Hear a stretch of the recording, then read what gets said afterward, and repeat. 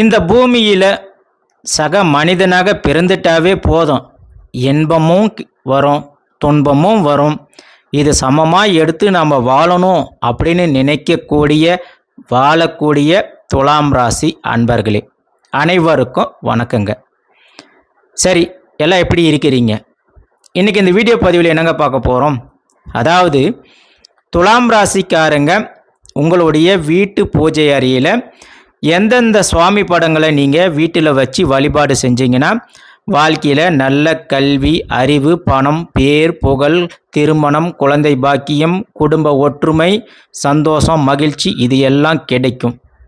அதே போல் எந்தெந்த சுவாமி படங்களை பூஜை அறையில் வைத்து வழிபாடு செய்யக்கூடாது, ஏன் செய்யக்கூடாது, எதற்காக செய்யக்கூடாது, அதே போல் பூஜை அறையில் குலதெய்வத்தை வைத்து வழிபாடு செய்யலாமா செய்யக்கூடாதா, அதே போல் இறந்தவங்களுடைய புகைப்படத்தை பூஜை அறையில் வைத்து வழிபாடு செய்யலாமா செய்யக்கூடாதா, பரிகாரங்கள் என்ன, பூஜைகள் என்ன, இதை பற்றி தான் இன்றைக்கி இந்த வீடியோ பதிவில் பார்க்க போகிறோம்.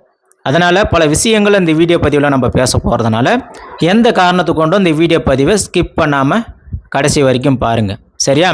பல சுவாரஸ்யங்கள் இருக்குது. சரி, வாங்க வீடியோக்குள்ளே போகலாம்.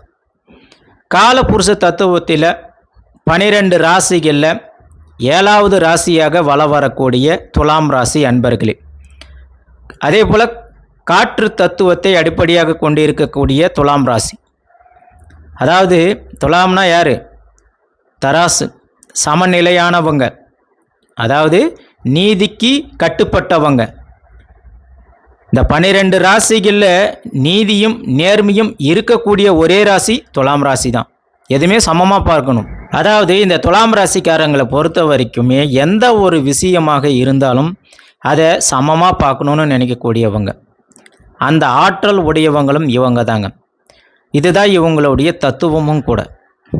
அதே போல் துலாம் ராசிக்காரர்களை பொறுத்த வரைக்கும் நல்ல கல்வி ஞானம் உடையவங்க, ஆளுமை திறன் கொண்டவங்க, அதே போல் ஆழமாக சிந்திக்கக்கூடியவங்களும் இவங்க தாங்க. இதில் இன்னொரு முக்கியமான விஷயம் என்ன அப்படின்னு பார்த்தீங்கன்னா, இந்த துலாம் ராசிக்காரங்க என்றைக்குமே வாழ்க்கையில் நேர்மைக்கு கட்டுப்பட்டவங்க.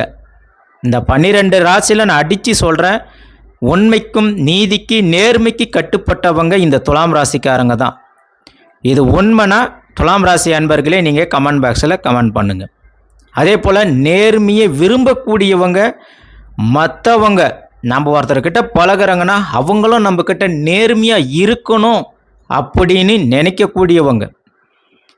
அதே போல் நம்மக்கிட்ட இருக்கிறவங்க நேர்மை இல்லைன்னா விலகி போகக்கூடியவங்களும் இவங்க தாங்க.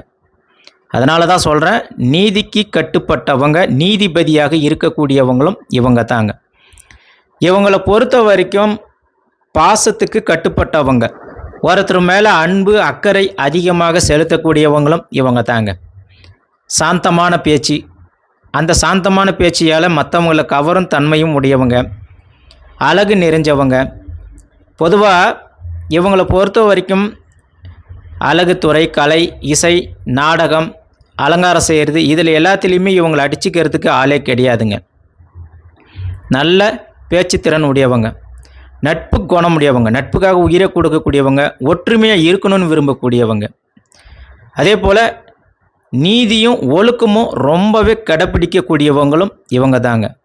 சமூகத்தில் மதிப்பு கிடைக்க நினைக்கக்கூடியவங்க, ஆர்வம் உடையவங்க, சந்தோஷம் தரக்கூடியவங்க, காதல், திருமணம், குடும்ப வாழ்க்கை இதில் எல்லாத்திலையும் ஆர்வம் அதிகமாக இருக்கக்கூடியவங்க, குடும்பத்து மீது நல்ல பாசம் வைக்கக்கூடியவங்க. இந்த 12 ராசிகளில் இவங்களை அடிச்சிக்க ஆளே கிடையாதுங்க. ஆனால் இவங்களுக்கு பலவீனம் அப்படின்னு எடுத்துக்கிட்டிங்கன்னா, சில நேரத்தில் ஒரு டெசிஷன் எடுக்க முடியாமல் ரொம்பவே சிரமப்படுவாங்க. இது இவங்களுடைய பலவீனம். அதே போல் மற்றவங்க பேச்சை ரொம்ப அதிகமாக நம்பக்கூடியவங்களும் இவங்க தாங்க. அதனாலே பல பேர் இடத்துல இவங்க கெட்ட பேர் வாங்கியிருப்பாங்க. உண்மைனா துலாம் ராசி அன்பர்களே கமெண்ட் பாக்ஸில் கமெண்ட் பண்ணுங்க. அதே போல் உங்களுடைய மைனஸ் மிகப்பெரிய விஷயம் என்ன தெரியுங்களா, ரொம்பவே ஆடம்பரத்தை விரும்பக்கூடியவங்க. அதுக்காக எவ்வளவு செலவானாலும் சரி, கையில் இருக்கக்கூடிய பணமாக இருந்தாலும் செலவு பண்ணி போடுவீங்க. சில நேரத்தில் ரொம்ப சோம்பேறித்தனமாகவும் இருக்கக்கூடியவங்க, ரொம்ப கற்பனையாகவும் வாழக்கூடியவங்களும் நீங்கள் தாங்க. அதனால் துலாம் ராசிக்காரர்களுடைய மிகப்பெரிய பலவீனமும் இதுதாங்க. துலாம் ராசிக்காருக்கு அதிபதியாக சுக்கிர பகவான் வராருங்க. அப்போ சுக்கிர பகவான் ஒரு ராசியில் இருக்கிறாருனாவே சொல்லவே வேணாம். செல்வமும் கொடுக்குறாரு, ஆடம்பரத்தை கொடுக்குறாரு, அழகு, கலை, கல்வி, காதல், வாழ்க்கை, திருமணம், வண்டி, வாகனம், வீடு, சுக வாழ்வு, கணவன் மனைவி அன்யோன்யம், இது எல்லாமே யார் கொடுக்குறாங்க? சுக்கிர பகவான் தான் கொடுக்குறாரு. அப்போ இந்த ராசிக்காரங்களுக்கு சுக்கிர பகவான் தான் அதிபதியாக இருக்கிறாரு. அதே இந்த சுக்கிர பகவான் இந்த துலாம் ராசிக்காரர்களுக்கு நல்ல இடத்துல இருந்தார்னா, நம்ம ஏற்கனவே சொன்ன மாதிரி தான், பணம் கிடைக்கும், பேர் புகழ் கிடைக்கும், குடும்பத்தில் மகிழ்ச்சி, சந்தோஷமான வாழ்க்கை, அதே போல் வண்டி, வாகனம், வீடு, இன்பம் எல்லாமே உண்டுங்க. இது எல்லாமே கிடைக்கும். அதே இந்த துலாம் ராசிக்காரர்களுக்கு சுக்கிர பகவான் சரியான இடத்துல இல்லாமல் இருந்தார்னா இவங்களுக்கு கல்யாணம் ஆகாது, கல்யாணம் தாமதமாக ஏற்படும். அதே போல் கணவன் மனைவி இடையே சண்டை, குழந்தை பாக்கியம் இல்லாமல் போகும். வீட்டில் ஒரு பக்கம் வருமானம் அதிகமாக இருந்தாலும் செலவு ஒரு பக்கம் அதிகமாக இருக்கும். ஒரு மன நிம்மதி இல்லாத வாழ்க்கை, சொல்லப்போனால் கணவன் மனைவி சொத்து பிரச்சனை, டிவோர்ஸ் வரைக்கும் போகிறதுக்கு வாய்ப்புகள் இருக்குது. அதே போல் உடல் நலத்துலேயும் பாதிப்பு ஏற்படும். இது எல்லாமே சுக்கிர பகவான் சரியான இடத்துல இல்லைன்னா கண்டிப்பாக இது மாதிரி நடக்க வாய்ப்பு இருக்குது. சரி, இப்படி இருக்கும்போது துலாம் ராசிக்காரர்கள் பூஜை அறையில் எந்தெந்த தெய்வங்களை வைத்து வழிபாடு செய்கிறது அப்படின்றத பற்றி இப்போ பார்க்க போகிறோம். அதுக்கு முன்னாடி பொதுவாக பூஜை அறையை பற்றி நம்ம பேசலாங்க. இன்றைக்கி இருக்கிற காலகட்டத்தில் ரொம்பவே கஷ்டமான விஷயங்க. அதுக்கு தான் பெரியவங்க சொல்லியிருக்கிறாங்க, கல்யாணம் பண்ணி பாடுறா, வீட்டை கட்டி பாடுறா அப்படின்னு பல மொழியே சொல்லியிருக்கிறாங்க. அப்படி இருக்கும்போது அப்படியும் மீறி இன்றைக்கி வீடு கட்டுறாங்கன்னா, வீட்டில் ஹோம் தியேட்டர் வைக்கிறாங்க, நீச்சல் குளம் வைக்கிறாங்க, நிறைய வசதியோடு வீடு கட்டுறாங்க. ஆனால் பூஜை அறை, அந்த கடவுளுக்குன்னு நீ என்ன இடம் ஒதுக்கியிருக்க அப்படின்னு பார்த்தீங்கன்னா, சில பேர் இடமே ஒதுக்கிறது கிடையாது. அப்படியும் சில பேர் இடம் ஒதுக்குனாங்கன்னா சின்னதாக ஒரு இடத்த ஒதுக்குறாங்க. பொதுவாக நாம் ஒரு வீடுன்னு கட்டுறோங்கனாவே இந்த வீட்டில் கடவுளுக்குன்னு ஒரு இடத்த நம்ம ஒதுக்கி கட்டணும். தெய்வங்களுடைய அருள் சக்தி நம்மளுக்கு கிடைக்குங்க. சில பேர் சொல்லலாம், நாங்களே ஏற்கனவே வாடகை வீட்டில் இருக்கிறோம், இருக்கிறதே 2 ரூம்பு, இந்த 2 ரூமில் நாங்கள் எங்கே வந்து பூஜை ஏரியை வச்சு நாங்கள் வழிபாடு செய்கிறது அப்படின்னு கூட சொல்லுவாங்க சில பேர். அதை இன்றைக்கி சென்னை போன்ற மாநகரங்களில் எப்படி வாழ்கிறது ரொம்பவே கஷ்டம் அப்படின்னு சொல்கிறாங்க. ஆனால் சில பேர் அங்கே இருந்தாலும் சாமி மேலே பக்தியாக இருக்கக்கூடியவங்க தான் இருக்கிற இடத்துல பூஜை அறை, அதாவது சுவாமிக்குன்னு சின்னதாக இடம் ஒதுக்கி கூட வழிபாடு செய்கிறாங்க. சில பெண்மணிகள்லாம் பார்த்துருக்குறேங்க, சமையல் ரூமில் சின்னதாக ஒரு இடம் ஒதுக்கி ஃபோட்டோஸை வந்து சுவத்தில் மாட்டி ஒரு ஸ்க்ரீன் போட்டு அந்த இடத்த சுத்தமாக வச்சுக்கிறாங்க. அப்படி இருக்கும்போது ரெடிமேடு பூஜை அறைகளும் இன்றைக்கி இருக்குது. சரி, விஷயத்துக்கு வரலாம். அப்படி இருக்க காலகட்டத்தில் துலாம் ராசிக்காரர்கள் எந்த சுவாமி படங்களை வச்சு வழிபாடு செய்யணும்? சில பேர் கேட்கலாம், நாங்கள்லாம் பரம்பரையாக எங்கள் வீட்டு பூஜை அறையில் இன்ன வரைக்குமே எங்கள் தாத்தா பாட்டி வழிபாடு செஞ்ச புகைப்படங்கள், சுவாமி படங்கள், விக்கிரகங்களை வச்சு நாங்கள் வழிபாடு செஞ்சுட்டு வரோம் அப்படின்னு சொல்கிறாங்க. அப்படியும் வச்சு வழிபாடு செய்கிறது தவறே கிடையாது. அதே போல் பூஜை அறையில் எந்த காரணத்தை கொண்டும் பழைய புகைப்படங்கள் சேதாரம் அடைஞ்சு இருக்கக்கூடாது, கண்ணாடிகள் உடைந்திருக்கக்கூடாது, விக்கிரகங்கள் சேதாரம் அடைஞ்சிருக்கக்கூடாது. அப்படி இருந்துச்சுன்னா அந்த வீட்டுக்கு, குறிப்பாக துலாம் ராசிக்காரர்களுக்கு அது ஆகாது. அதனால் உடைஞ்ச புகைப்படங்கள், விக்கிரகங்கள் இருந்துச்சுன்னா அதை எடுத்துகிட்டு போய் ஆற்றுப்படுக்கையில் நீங்கள் விட்டுட்டு ஒரு கற்பூரம் ஏந்தி கும்பிட்டுட்டு வந்துடுங்க. அப்படி இல்லைன்னா கண்டிப்பாக உங்கள் குடும்பத்துக்கு 100% ஆகவே ஆகாது. அதே போல் முடிஞ்ச வரைக்கும் துலாம் ராசிக்காரர்கள் பூஜை அறையை குறிப்பாக கிழக்க பார்த்த மாதிரி வைக்கிறது மிகவும் சிறந்ததுங்க. அதே போல் தெற்கு வேண்டாம், மேற்கு, வடக்கு, கிழக்கு இந்த 3 திசையில் வச்சு வழிபாடு செய்யலாம். இப்போ நீங்கள் கேட்கலாம், ஏன் நான் தெற்கை பார்த்து வச்சு வழிபாடு செய்யக்கூடாதா அப்படின்னு கேட்கலாம். குறிப்பாக தெற்கு திசை தட்சிணாமூர்த்தியும் நடராஜ பெருமானையும் வைத்து வழிபாடு செய்கிறதுக்கான திசையாக இருக்குது. அதனால் அந்த திசையில் வச்சு வழிபாடு செய்கிறது உகந்தது கிடையாது. அதே போல் நீங்கள் தட்சிணாமூர்த்தியும் நடராஜ பெருமானையும் வைத்து வழிபாடு செய்யலாம். அடுத்ததாக ஒரு முக்கியமான விஷயம் என்ன அப்படின்னு பார்த்தீங்கன்னா, பொதுவாக பெரியவங்க அந்த காலகட்டத்தில் வீடு கட்டினாங்கன்னாவே கிரகப்பிரவேசம் செய்வாங்க, பால் பொங்குவாங்க. அதுக்கு முன்னாடி ஒரு வீடுன்னு கட்டிட்டாவா சுவாமி படம் எடுத்துகிட்டு வந்து வீட்டு பூஜை அறையில் வைக்குவாங்க. நீங்கள் நல்லா பார்த்துருப்பீங்க. அது என்ன படம் அப்படின்னு பார்த்தீங்கன்னா 5 தெய்வங்கள் இருக்கக்கூடிய ஒரே ஒரு சுவாமி படம் தான். அந்த 5 தெய்வங்கள் என்னென்ன அப்படின்னு பார்த்தீங்கன்னா, நடுநிலையாக யார் இருக்கிறார் அப்படின்னு பார்த்தீங்கன்னா விநாயக பெருமான் இருக்கிறாருங்க. அப்போ ஒரு வீட்டு பூஜை அறையில் ஒரு வீட்டில் விநாயக பெருமான் இருக்கிறார் அப்படின்னாவே அந்த வீட்டில் இருக்கக்கூடிய அனைத்து வினைகளையும் வேரோடு நீக்கிடுவார். அப்போ வாழ்க்கையில் நாம் கேட்கிற எல்லா நலன்களையும் வாரி வழங்கக்கூடிய வள்ளலாக விநாயக பெருமான் அந்த இடத்துல இருக்கிறார். அதனால தான் சொல்கிறேன், வினைகளை நீக்கிட்டாவே போதுமே அந்த வீட்டில் நம்மளுக்கு எல்லாமே கிடைக்கும். அதனால தான் விநாயக பெருமான் நடுநிலையாக இருக்கிறார். அடுத்ததாக விநாயகருக்கு பக்கத்தில் 2 தெய்வங்கள் இருக்குது. அதாவது இடது புறத்தில் சரஸ்வதி தாயார், வலது புறத்தில் மகாலட்சுமி தாயார் இருக்கிறாங்க.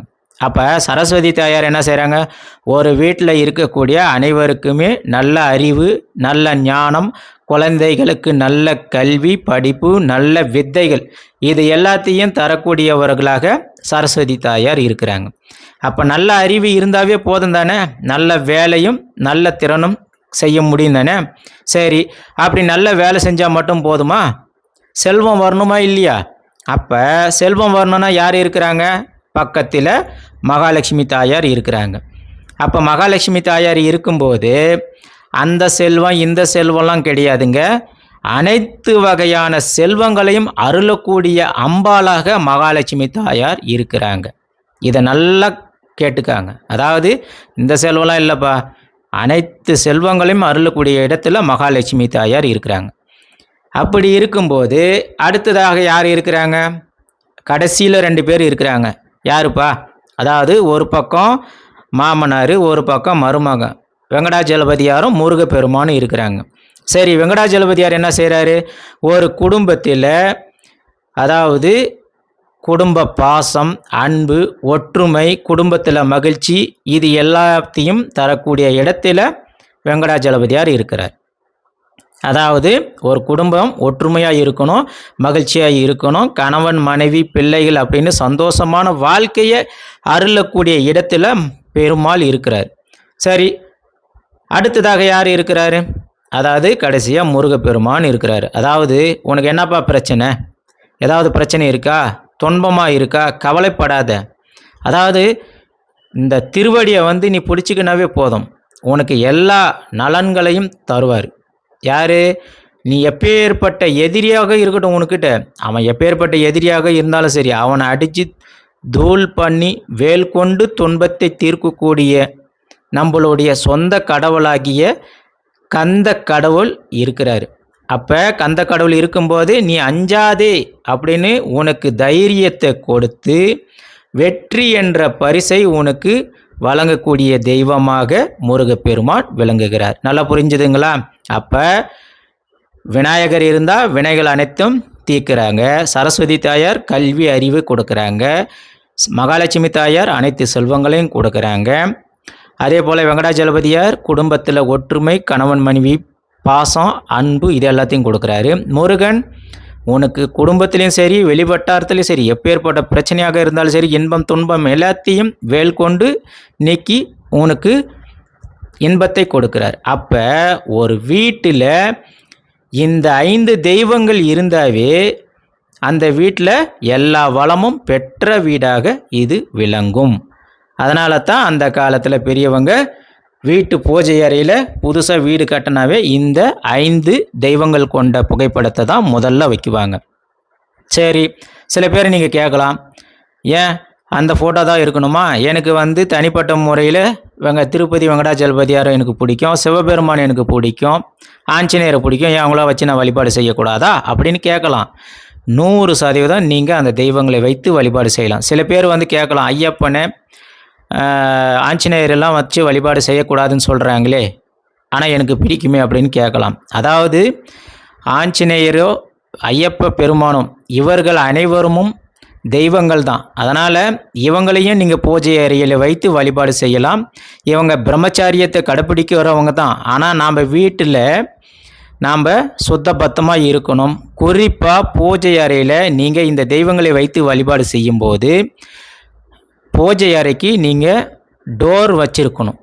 அதாவது பூஜை அறையில் டோர் எப்பவுமே சாத்தி இருக்கணும். நீங்கள் சாத்தி வச்சு வழிபாடு செய்கிறது மிகவும் உகந்தது. ஏன்னா ஒரு வீடுன்னு இருக்கும்போது பூஜை அறையில் நல்லவனும் வருவான், கெட்டவனும் வருவான், பூஜை அறையை பார்ப்பான், உள்ளே போய் பார்க்குவாங்க. சரி, அதனால் நீங்கள் பூஜை அறையின்னு ஒன்று வச்சிங்கன்னா கண்டிப்பாக கதவு ஒன்று வச்சு பூஜை அறையை மூடி வையுங்க. அப்படி மூடி வைக்கும்போது நீங்கள் ஆஞ்சநேயரை வைத்தும் வழிபாடு செய்யலாம், ஐயப்பனை வச்சும் வழிபாடு செய்யலாம். அடுத்ததாக துலாம் ராசிக்காரர்கள் எந்தெந்த தெய்வத்தை குறிப்பாக வச்சு வழிபாடு செஞ்சால் உங்கள் வாழ்க்கையில் நல்ல முன்னேற்றம் கிடைக்கும் அப்படின்னு பார்த்தீங்கன்னா, முதல்ல மகாலட்சுமி தாயாரை நீங்கள் வணங்குறது உகந்தது. ஏன்னா சுக்கிர பகவானுக்கு தெய்வமாக மகாலட்சுமி தாயார் இருக்கிறாங்க. அதனால் உங்களுக்கு வாழ்க்கையில் எப்பேற்பட்ட செல்வமும் பணமும் பேர் புகழ் வீடு வண்டி வாகனங்கள் அதே போல் நிலம் கல்வி இது எல்லாத்தையும் அருளக்கூடிய இடத்துல மகாலட்சுமி தாயார் இருக்கிறாங்க. அதனால் எந்த காரணத்தை கொண்டு நீங்கள் மகாலட்சுமி தாயாரை வணங்குறது தவிர்க்காமல் இருக்கிறது நல்லது. அடுத்ததாக துர்க்கையம்மனை நீங்கள் வழிபாடு செய்யலாம். அப்படி வழிபாடு செய்யும்போது குடும்பத்தில் சண்டை சச்சரவு இல்லாமல் ஒற்றுமையாக இருப்பீங்க. கணவன் மனைவி அந்யோன்யம் அதிகரிக்கும். அதே போல் பெண்களுக்கு பாக்கியம் தரக்கூடியவர்களாக இந்த துர்க்கையம்மனும் பரமேஸ்வரி இருக்கிறதுனால துலாம் ராசி பெண்கள் துர்க்கையம்மனை வழிபாடு செய்கிறது ரொம்பவே உகந்ததுங்க. அடுத்ததாக பார்த்தீங்கன்னா முருகப்பெருமானை நீங்கள் வழிபாடு செய்யணுங்க. அதாவது துலாம் ராசிக்காரர்கள் முருகப்பெருமானை வழிபாடு செய்யும்போது வாழ்க்கையில் உங்களுக்கு நல்ல கல்வி அறிவு வேலைவாய்ப்பு தொழில் வியாபாரம் திருமணம் குழந்தை பாக்கியம் இது எல்லாத்தையுமே அருளக்கூடியவர்களாக முருகப்பெருமான் இருக்கிறாருங்க. அதனால் முருகப்பெருமானையும் வழிபாடு செய்கிறது ரொம்பவே உகந்தது. ஆக மொத்தத்தில் மகாலட்சுமி தாயார் துர்க்கையம்மன் முருகப்பெருமானை முக்கியமாக நீங்கள் வழிபாடு செய்யும்போது துலாம் ராசிக்காரர்களுடைய வாழ்க்கையில் செல்வம் அனைத்து வகையான செல்வங்களும் கிடைக்கும் அப்படின்னு நாங்கள் உறுதியாக சொல்கிறேன். அதே போல் துலாம் ராசிக்காரர்கள் இப்போ எங்களுக்கு கேள்வி கேட்கலாம், அப்போ நாங்கள் குலதெய்வத்தை வழிபாடு செய்யக்கூடாதா அப்படின்னு நீங்கள் கேட்கலாம். பொதுவாக குலதெய்வம் அப்படின்றது ஒரு குடும்பத்தோடைய தெய்வமாக விளங்குது, சரிங்களா? அதாவது குலதெய்வத்தை தான் நம்ம முதல்ல எந்த ஒரு விஷயத்தை செய்கிறதாக இருந்தாலும் முதல்ல குலதெய்வத்தை தான் நம்ம வேண்டணும். அதே போல் குலதெய்வத்தோடைய ஃபோட்டோவை நீங்கள் வீட்டு பூஜை அறையில் வைத்து கூட வழிபாடு செய்யலாம். சில பேருக்கெல்லாம் பார்த்திங்கன்னா குலதெய்வத்தோடைய புகைப்படம் இருக்காது. ஏன்னா சில குலதெய்வங்கள் சின்னதாக ஒரு பொட்டியில் வச்சு வழிபாடு செய்வாங்க, நெடுங்கல்ல வழிபாடு செய்வாங்க. அப்படி இருக்கும்போது அந்த நெடுங்கல்லாம் நம்ம வீட்டில் எடுத்துன்னு வச்சுலாம் வழிபாடு செய்ய முடியாது. அதனால் புகைப்படம் இருக்கக்கூடிய அதாவது புகைப்படமாக இருக்கக்கூடிய தெய்வங்களை நீங்கள் குலதெய்வத்தை வீட்டு பூஜை அறையில் வைத்து வழிபாடு 100% செய்யலாம். அதனால் எந்த வேலையை நீங்கள் எடுத்தாலும் முதல்ல குலதெய்வத்தை நினச்சிட்டு அதுக்கப்புறம் மற்ற தெய்வங்களை வழிபாடு செய்யுங்க. இப்போ ஊருக்குள்ள ஒரு கோயிலில் போய்ட்டு நீங்கள் கும்பிட்றதுக்கு போகிறீங்க, மாரியம்மன் கோவிலில் கும்பிட்றதுக்கே போனாலும் முதல்ல உங்கள் குலதெய்வத்தை நினச்சிட்டு அதுக்கப்புறம் மாரியம்மனை வழிபாடு செய்யுங்க. அதனால் துலாம் ராசிக்காரர்கள் மகாலட்சுமி தாயார் துர்க்கையம்மன் முருகன் இந்த 3 தெய்வங்களை குறிப்பாக வணங்கணும். அடுத்ததாக எந்தெந்த தெய்வங்களை நீங்கள் வீட்டில் வச்சு வழிபாடு செய்யக்கூடாது அப்படின்னு பார்த்தீங்கன்னா, பொதுவாக நீங்கள் அங்காரகன் செவ்வாய் பகவானை வீட்டில் வச்சு வழிபாடு செய்யக்கூடாது. அதே போல் ராகு கேது இந்த தெய்வங்களையும் உக்கிர தெய்வமாக இருக்கக்கூடிய நரசிம்மர் காளியம்மன் இவங்களெல்லாம் நீங்கள் வீட்டில் வச்சு வழிபாடு செய்யக்கூடாது. அதே போல் கோபத்தை தரக்கூடிய கிரகங்கள் அதாவது சனி பகவானெல்லாம் நீங்கள் வீட்டில் எந்த காரணத்தை கொண்டும் புகைப்படமாக வைத்து வழிபாடு செய்யக்கூடாது. உங்களுக்கு சனி பகவான் பிடிக்கும்னு கூட சொல்லலாம், காளியம்மனை உங்களுக்கு பிடிக்கும்னு சொல்லலாம், அதே போல் நரசிம்மரை கூட உங்களுக்கு பிடிக்கும். இருந்தாலும் எந்த காரணத்தை கொண்டு வீட்டில் வச்சு நீங்கள் அந்த உக்கிர தெய்வங்களை வழிபாடு செய்யக்கூடாது. ஏன் செய்யக்கூடாது அப்படின்னு பார்த்தீங்கன்னா, உங்களுக்கு வீட்டில் மன நிம்மதி குலையும், உங்களுக்கு வேலையில் தடை தாமதங்கள் உண்டாகும், அதே போல் மனக்குழப்பங்கள் ஏற்படும், குழந்தைங்க வீட்டில் படிக்கும்போது அண்டர்ஸ்டாண்டிங் ஏற்படாது, உங்களுக்கு கடு கோபம் வரும், மனஸ்தாபங்கள் ஏற்படும், வீட்டில் சண்டைகள் உருவாகும், பிரச்சனைகள் ஏற்படும். இது கோர்ட்டு கேஸ் வரைக்கும் போகிறதுக்கு வாய்ப்புகள் இருக்குது, டிவோர்ஸ் பிரச்சனைகள் ஏற்பட வாய்ப்புகள் இருக்குது. அதனால் எந்த காரணத்தை கொண்டு வீட்டில் வைத்து வழிபாடு செய்யாதீங்க. ஆனால் நீங்கள் ஆலயங்கள் சென்று 100% வழிபாடு செய்யலாங்க. நீங்கள் காளி தேவியை நீங்கள் ஆலயங்கள் சென்று வழிபாடு செய்யலாம். சனீஸ்வர பகவானை ராகுக்கு அதெல்லாம் நவகிரகங்களில் ஆலயங்களுக்கு சென்று வழிபாடு செய்கிறது 100% உங்களுக்கு நன்மையை தருவாங்க. அதே போல் துலாம் ராசிக்காரர்கள் சமநிலையை கூடியவர்கள், அதிகம் உக்கிரம் கோபம் தரக்கூடிய தெய்வங்களை நீங்கள் வீட்டில் வைத்து வழிபாடு செஞ்சீங்கன்னா மன அமைதி 100% குலையும் அப்படின்னு நான் உறுதியாக சொல்லுவேங்க. அதே போல் துலாம் ராசிக்காரர்கள் வீட்டை பூஜை அறையை பொறுத்த வரைக்கும் சுத்தபத்தமாக வச்சுருக்கணும், அழுக்காக வச்சிருக்கக்கூடாது, ஒற்றை இருக்கக்கூடாது. அதே போல் எந்த நேரமும் பூஜை அறை நறுமணம் உரியதாக இருக்கணும், அந்த மாதிரி வச்சுக்கணும். அதே போல் பூஜை அறையை வடக்கு கிழக்கு இந்த திசையில் வச்சு வழிபாடு செய்கிறது மிகவும் சிறந்ததுங்க. சுவாமி படங்கள் பார்த்திங்கன்னா கிழக்கு அல்லது வடக்கு திசையை பார்க்குற மாதிரி இருக்கணும். அதே போல் நீங்கள் வழிபாடு செய்யும்போது கும்பிடும் போது மேற்கு நோக்கி அல்லது தெற்கு நோக்கி அமர்ந்து வழிபாடு செய்கிற மாதிரி நீங்கள் துலாம் ராசிக்காரர்கள் வழிபாடு செய்யணும். தரையில் நீங்கள் உட்காந்து கூட நீங்கள் வழிபாடு செய்யலாம். பூஜை அறையில் எந்த காரணத்துக்கு கொண்டும் கருப்பு நிற படங்கள், சனி பகவான் அதே போல் இறந்தவங்களுடைய புகைப்படங்களை வைத்து வழிபாடு செய்யக்கூடாதுங்க. இப்போ துலாம் ராசிக்காரர்கள் சில பேர் கேட்கலாம், எனக்கு பெற்றவங்க தான் எனக்கு முதல் தெய்வம், எங்களுக்கு அவங்க தான் எல்லா வழிகாட்டியும், அப்போ நாங்கள் ஏன் அவங்கள வைத்து வழிபாடு செய்யக்கூடாதா அப்படின்னு சில பேர் கேட்கலாம். பொதுவாக உங்களுடைய அப்பா அம்மா மூதாதையர் இந்த உலகத்தில் சக மனிதனாக பிறந்து ஆசா பாசம் கோபம் இன்பம் துன்பம் பொறாமை நன்மை தீமை இது எல்லாத்தையும் தாண்டி இவங்க வாழ்ந்து இருந்த ஒரு ஆத்மாவாக பிரிஞ்சிருக்கிறாங்க. அப்படி இருக்கும்போது இவங்களை தெய்வத்தோடு ஒப்பிட முடியாதுங்க. அதனால் வீட்டில் இவங்க ஃபோட்டோவை நீங்கள் மற்ற அறைங்களில் வச்சு நீங்கள் வழிபாடு செய்யலாம். ஆனால் பூஜை அறையில் வைத்து வழிபாடு செய்கிறது உங்கள் குடும்பத்திற்கு நல்லது கிடையாது, அது ஆகாதுங்க. அதனால் அதே போல் உங்களுடைய பித்ருக்கள் ஃபோட்டோவை வடக்கு திசையில் மாட்டி தெற்க பார்க்குற மாதிரி வைத்து வழிபாடு செய்யும்போது அமாவாசை நாட்களில் அதே போல் இறந்தவங்களுக்கு உகந்த நாட்களில் நீங்கள் வழிபாடு செய்யும்போது உங்களுக்கு அவர்கள் பக்க பலமாக இருப்பாங்க. அதே போல் உங்களுடைய குலதெய்வத்தை நீங்கள் வழிபாடு செய்யும் போதும் எந்த ஒரு தடைகளும் தாமதமும் இல்லாமல் அதே போல் துன்பத்தை நீக்கி உங்களுக்கு வாழ்க்கையில் நல்ல முன்னேற்றத்தை கொடுக்கும். அதனால் எந்த காரணத்தை கொண்டு வருடத்துக்கு ஒரு முறையாவது குலதெய்வத்தை உங்கள் ஆலயங்களுக்கு சென்று வழிபாடு செய்யுங்க. அதே போல் துலாம் ராசிக்காரர்கள் குறிப்பாக மகாலட்சுமி தாயாரை வணங்குங்க, முருகப்பெருமானை வணங்குங்க, துர்க்கை அம்மனை வணங்கும் போது உங்களுக்கு வாழ்க்கையில் நல்ல முன்னேற்றம் கண்டிப்பாக கிடைக்கும். அதே போல் துலாம் ராசிக்காரர்கள் வெள்ளிக்கிழமை நாட்களில் பூஜை அறையில் நீங்கள் தீபம் ஏற்றி கற்பூரம் ஏற்றி வழிபாடு செய்கிறது நல்லது. சுக்கிர பகவானுக்கு வெள்ளை மஞ்சள் பூக்களை கொண்டு வழிபாடு செய்கிறதும் உங்களுக்கு நல்லதுங்க. அதே போல் தீபம் நெய்விளக்கு இதெல்லாம் ஏற்றும் போது உங்களுக்கு சுக்கிர பகவானோட அனுகிரகம் கிடைக்குங்க. வெள்ளிக்கிழமை நாட்களில் நீங்கள் ஏதாவது மனசில் நினச்சிக்கிட்டு, அதாவது உங்களுக்கு இன்பமோ துன்பமோ இது நடக்கணுமா நல்லபடியாக நடக்கணும் அப்படின்னு நீங்கள் சுக்கிர பகவானுடைய மந்திரத்தை நீங்கள் சொல்லிட்டு வந்தீங்கன்னா கண்டிப்பாக உங்களுக்கு நல்லது நடக்கும். இது உண்மைனா நீங்கள் கமெண்ட் பாக்ஸில் கமெண்ட் பண்ணுங்கள். முடிஞ்ச வரைக்கும் வெள்ளிக்கிழமை நாட்களில் அன்னதானம் செய்கிறது மிகவும் உகந்ததுங்க. மகாலட்சுமி தாயாருக்கு வெள்ளை மலர்கள் வெள்ளை உடைகளை சமர்ப்பிப்பதும் மிகவும் நல்லதுங்க. திருமணம் குழந்தை பாக்கியம் வேணும்னா நீங்கள் முருகப்பெருமான செவ்வாய்க்கிழமை நாட்களில் வழிபாடு செய்கிறது மிகவும் சிறந்ததுங்க. அதே போல் வெள்ளிக்கிழமை நாட்களில் காலையில் எழுந்த உடனே நல்லா சுத்தபத்தமாக குளிச்சுட்டு நீங்கள் ஒரு நாள் விரதம் இருந்தாலும் உங்களுக்கு நன்மை உண்டாகும். அதாவது துலாம் ராசிக்காரர்கள் உங்களுடைய பூஜை அறையில் எந்தெந்த தெய்வங்களை வைத்து வழிபாடு செஞ்சீங்கன்னா உங்களுடைய வாழ்க்கையில் செல்வம் ஆரோக்கியம் வீடு வண்டி வாகனங்கள் குழந்தை பாக்கியம் திருமண பாக்கியம் தொழில் வளம் இது எல்லாம் உங்களுக்கு கிடைக்கும். குடும்பத்தில் நல்ல செல்வ செழிப்போடு சந்தோஷத்தோட அமைதியான வாழ்க்கையை அமையும் அப்படின்னு சொல்லி நம்ம சொல்லியிருக்கிறோம். அதே போல் எந்தெந்த தெய்வங்களை வழிபாடு செய்யக்கூடாது அதுக்கான காரணம் என்ன அப்படின்னு சொல்லியிருப்போம். இந்த வீடியோ பதிவு உங்களுக்கு பிடிச்சிருக்கும் அப்படின்னு நினைக்கிறேன். அடுத்த ஒரு வீடியோவில் நம்ம மறுபடியும் சந்திக்கலாம். மறக்காமல் உங்களுடைய ஃப்ரெண்ட்ஸுக்கு இந்த வீடியோவை ஷேர் பண்ணி விடுங்க. நன்றி, வணக்கம்.